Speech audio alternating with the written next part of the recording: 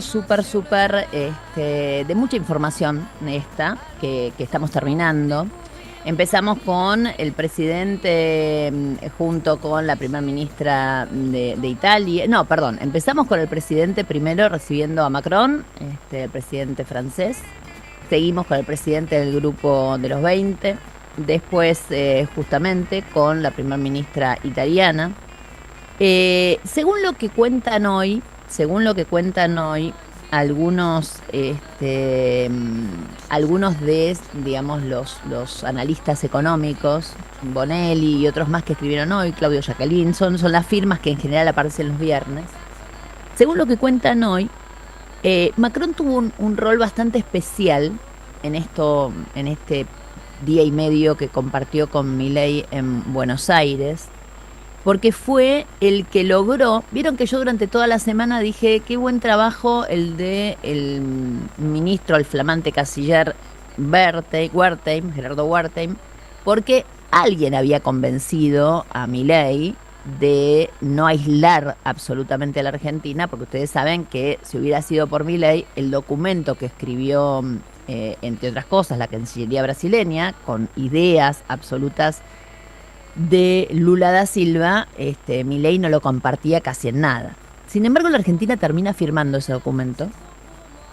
Yo voy a señalar dos cosas que me parecen fundamentales en este contexto. La primera es, Milei claramente se traga sapos. Ese documento es un sapo. ¿Esto significa que Milei tiene flexibilidad? No. Significa que Milei reacciona cuando sabe que lo que va a perder es más grande de lo que puede ganar. Pero en el fondo sigue sujeto y apretado y apretujado a sus ideas absolutamente más firmes. Entonces, la Cancillería, con un trabajo seguramente sesudo, pudo terminar convenciéndolo de que se hiciera una cosa y se comunicara otra. Esto nosotros lo analizamos el martes, el miércoles. Concretamente, la Argentina terminó firmando un documento junto con el grupo de los 20, que, insisto, está en las antípodas de la ideología de Milei. Pero ¿qué le dijo? O sea, ¿cómo lo convenció Macron? Que en realidad habrá sido tono de convencimiento de parte de alguien que Milei percibe cercano y con buena onda, pero en el fondo era toma o daca. Macron le dijo, vas a necesitar no te aísles del grupo de los 20 porque vas a necesitar muchos votos de ahí para tu renegociación con el Fondo Monetario. Que es obviamente lo que vino también en la semana. Ayer, además de haber hablado el ministro de Economía, aconteció que también habló Juli Kozak, como lo escuchamos temprano, porque había sido más o menos a esta hora. Y obviamente que la Argentina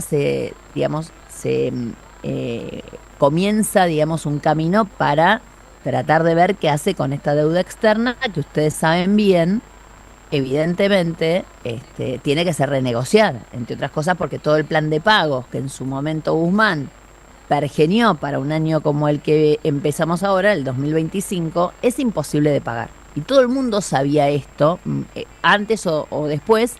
En algún momento la renegociación con el fondo se iba a dar. ¿Qué está pidiendo el Fondo Monetario? Dos cosas. Obviamente insiste con el tema de la devaluación, que obviamente esto es una camisa de 11 varas para el gobierno. Pero el segundo tema, y ahí era el otro temita que quería charlar con ustedes, tiene que ver con algo que yo también empecé a insinuar en esta semana. Ustedes saben que si fuera por Milei y si fuera por el gobierno, no hay ninguna chance de que el Congreso Nacional termine aprobando el presupuesto nacional. ¿Por qué? Porque Milei se encaprichó y quiere que el presupuesto salga tal cual él lo mandó o que no haya presupuesto. En realidad, es más, yo recuerdo que en el momento mismo en que el presupuesto nacional fue enviado al Congreso, algunos me comentaban que Milei casi ni lo había leído. ¿Por qué? Porque ni le interesaba, porque consideraba que no iba a necesitar que el Congreso se lo aprobara. Bueno, hete aquí que se anotició en las últimas horas que el Fondo Monetario quiere que ese presupuesto sea aprobado por el Congreso. Yo ayer se los insinué, yo les dije, miren, no es gratuito que Milei vuelva a no tener presupuesto. Porque una cosa era Milei sin presupuesto en diciembre del año pasado, recién asumido, y otra cosa es Milei sin presupuesto cuando el riesgo país empieza a bajar, las acciones argentinas empiezan a subir, etcétera, y de alguna u otra manera los centros financieros internacionales empiezan a notar que Milei pudo domar, entre otras cosas, al Congreso. Por eso, Milei hoy necesita, porque además se lo ha pedido el Fondo Monetario, hoy lo escribe tanto el diario La Nación como Clarín, evidentemente son fuentes, digamos, fidedignas, que claramente el Fondo Monetario Internacional le está pidiendo negociación a Milei con parte de la oposición. Y ahí viene el gran dato. Los gobernadores están que trinan y el PRO, la parte digamos más negociadora del PRO, está que trina porque Milei no ha dejado en los últimos días ningún resquicio para esa negociación.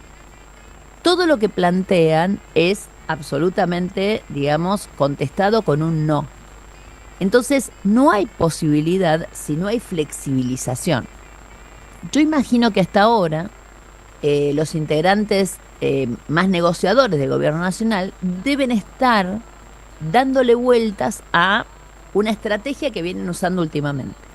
Así como anunciaron que votaban el documento del Grupo de los 20, pero que estaban en contra de todo, más o menos algo por el estilo van a tener que pergeniar para sentarse a negociar en serio el presupuesto nacional. Y si esto no acontece, ahí viene la gran oportunidad de parte de la oposición. Oposición, señores, que la verdad, son una especie de gatito mimoso a esta altura de la soirée, con una persona como Milei, a la que claramente se la tiene que poner entre la espada y la pared para que ceda en algo. Milei no quiere negociar, quiere ir por aplastamiento. Entonces, solo como él mismo dice, me están extorsionando. Sí, porque la extorsión es la única herramienta que concibe Milei para retroceder. Obviamente que lo que Macron hizo diciéndole, mirá que vas a necesitar estos votos, no puede ser tomado como extorsión. Pero en realidad, en el fondo, era una advertencia de qué iba a pasar si Milei nuevamente dejaba a la Argentina absolutamente sola en el concierto de las naciones. Entonces, atención con esto, porque estamos ante un líder como Milei que se jacta de no ser de la casta, la empuja a su vicepresidenta hacia el otro lado y digamos, niega la posibilidad de la negociación política, porque, digamos, en su concepción es más un emperador, un rey, que un presidente republicano, y ejerce el poder de esa manera. Entonces, ante personas que ejercen el poder de esa manera, la única posibilidad política de sacar, entre comillas, alguna tajada, que obviamente no estamos hablando de tajada monetaria, estamos hablando de tajada para la justicia, porque el país que hoy está, digamos, pergeñando Milei y llevando a cabo, es un país para un 20% de la población. Y eso ya nos queda claro a todos. Nos queda claro a los que lo sabíamos antes de que él asumiera y les empieza a quedar claro a aquellos que lo votaron y quedaron afuera, que son muchos. Entonces, insisto en esto, una palabra tan nefasta como es la extorsión es el único camino que te da Milei viable para en determinados momentos que cambie de opinión. A la extorsión la invita Milei, porque además es la manera que tiene de generar un montón de las discusiones que hacen ruido hoy en la sociedad. Y cierro este comentario con esto. Escuché ayer, ustedes saben que Pablo Caplan es compañero mío en la tele, pero que además trabaja en C5N con Jorge Rial. Y ayer se dio una discusión maravillosa en la cual Pablo Caplan se planta y dice, estoy de acuerdo con Milei. ¿En qué estaba de acuerdo con Milei Pablo Caplan? En que, digamos, Milei sacudiera a aquellos periodistas que cuando los periodistas ensobrados, en la época obviamente del macrismo o en la época del kirchnerismo, eran los que los periodistas pseudo profesionales tildaban de ensobrados, con todos aquellos que tenían alguna cercanía más con el gobierno kirchnerista, nadie decía nada. Ahora están todos como locos porque al parecer el propio Milei acusa de ensobrados a periodistas de la casta económica. Entonces hoy están todos como locos. La verdad, aplaudo a mi compañero Paulo Cablan, que lo dijo fantástico, y en un ratito después de las noticias van a escucharlo ustedes de boca directa de él, porque no había mejor manera que decirlo que como lo dijo Cablan Paulo ayer en la televisión.